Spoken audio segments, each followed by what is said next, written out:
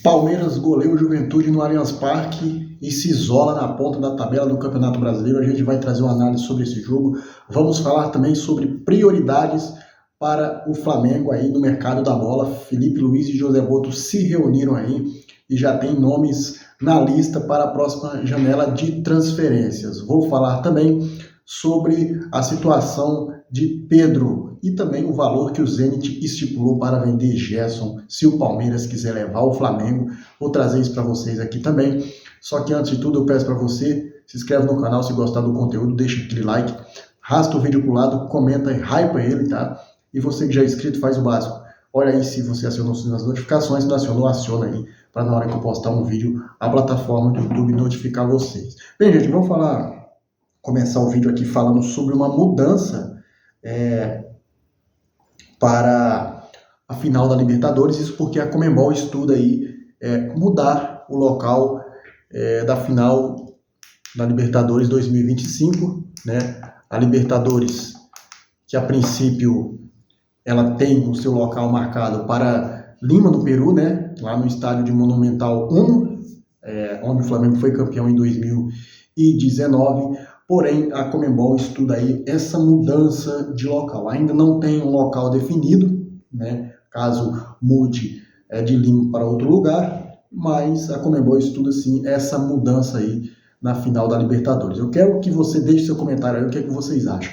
A Conmebol deveria mesmo mudar o local da final da Libertadores? Deixa aí embaixo nos seus comentários e vamos falar agora sobre o resultado ruim para o Flamengo no Campeonato Brasileiro. Isso porque ontem o Palmeiras jogou aquele jogo contra o Juventude, atrasado lá até a 12ª rodada do Campeonato Brasileiro, e o Palmeiras ganhou por 4-1 no Allianz Parque, tá? O Palmeiras disparou aí na liderança do Brasileiro, então se isolando, né? O Palmeiras abriu 3 pontos de vantagem para o Flamengo. O Palmeiras é líder com 58 pontos, o Flamengo é o segundo com 55 e o Cruzeiro é o terceiro com 51 pontos. Ou seja, a diferença do líder, o vice, é de 3 pontos. O Flamengo pode reverter isso? Sim. Se ganhar do Botafogo na próxima quarta e o Palmeiras tropece, né, caso o Palmeiras perda para o Red Bull Bragantino, o Flamengo pode empatar no número de pontos com o Palmeiras, porém, o Palmeiras ainda continua na liderança com uma vitória a mais. O Palmeiras se ficaria com 18 vitórias, o Flamengo iria a 17 vitórias, mas o Palmeiras, por ter uma vitória a mais, continuaria na liderança. Então a diferença é essa: Palmeiras 58, 3 pontos de vantagem para o Flamengo, tem 55, o Flamengo 55, 3 pontos de vantagem, 4 pontos de vantagem para o Cruzeiro, que tem 51 pontos. E daí, gente, no próximo domingo, né, daqui a 8 dias, vamos ter Flamengo e Palmeiras no Maracanã. Esse jogo é chave para o time rubro-negro tentar buscar a liderança. Por quê? Se o Flamengo ganha do Palmeiras, o Flamengo empataria no número de vitórias, 18-18. O Flamengo ultrapassaria o Palmeiras no número de pontos, né? Porque caso o Flamengo ganhe do Botafogo, o Palmeiras empata com o Red Bull ou perde, o Flamengo ultrapassaria o Palmeiras.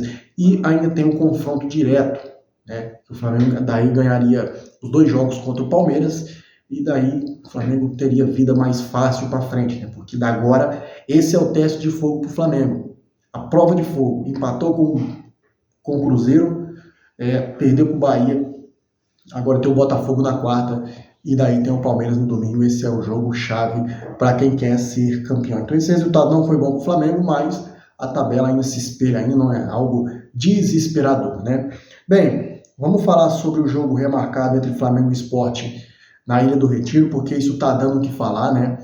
A princípio, o Sport recebeu uma proposta aí de 3 milhões para mandar o jogo na Arena Pernambuco, e diante dessa situação, a torcida do Sport ameaça público zero, ou seja, zerar o jogo, não ter torcida, tá? As torcidas organizadas aí do Sport se manifestaram aí contra a mudança do jogo contra o Flamengo na Arena Pernambuco. O confronto está marcado aí para o dia 13 de novembro, e a ideia do clube era lucrar com a renda milionária, mas a torcida exige que o duelo seja na Ilha do Retiro. O clima em Recife está aí pegando fogo, né? Porque a torcida do Sport entende que o clube ele tem que jogar na Ilha do Retiro. Por quê?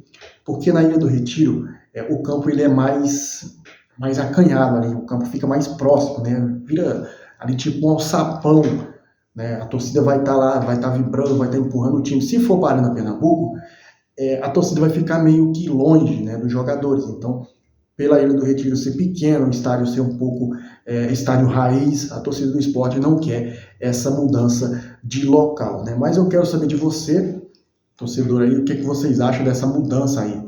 Será que o Sport estaria fazendo certo mesmo em mudar o local da partida ou não? Deixa aí embaixo nos seus comentários. Agora vamos falar sobre Gerson. Mais uma vez o Gerson saindo aqui nos noticiários, né? Como eu falei para vocês no outro vídeo, as chances do Gerson vir para o Brasil, no momento, elas são nulas, chance zero. Por quê? Porque a janela de transferências está fechada. Mas, diante disso tudo, o Zenit já estipulou o valor do Gerson, como eu falei para vocês, de 25 milhões de euros, cerca de 155 milhões de reais, podendo chegar a 160 milhões de reais, tá? O Coringa ainda não deslanchou ainda na Rússia, né?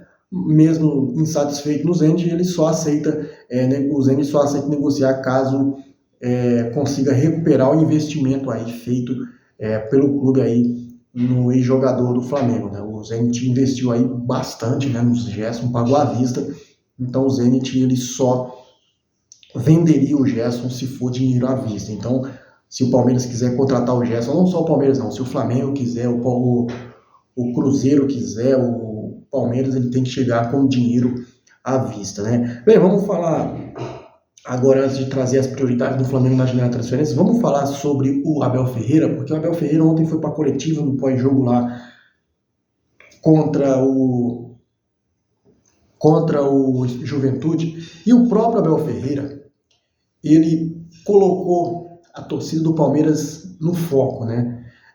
A gente fala, a torcida do Palmeiras vem criticando a torcida do Flamengo, né? Falando que a torcida do Flamengo não grita, não canta, é torcida de biblioteca, é torcida terceirizada, mas o próprio Abel Ferreira, ele jogou tudo no ventilador. Por quê?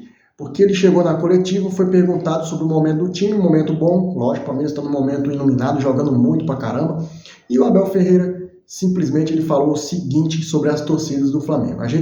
Sobre a torcida do Palmeiras, a gente precisa da mancha verde, da torcida do Palmeiras, das organizadas, não nos momentos como hoje, um momento bom. A gente precisa da torcida no momento de jogos como contra o Corinthians, contra os outros times de maior expressão. Por que o Abel Ferreira falou isso? Citou esse nome. Porque no jogo contra o Corinthians, na Copa do Brasil, a torcida do Palmeiras, a Mancha Verde, xingou o Abel Ferreira.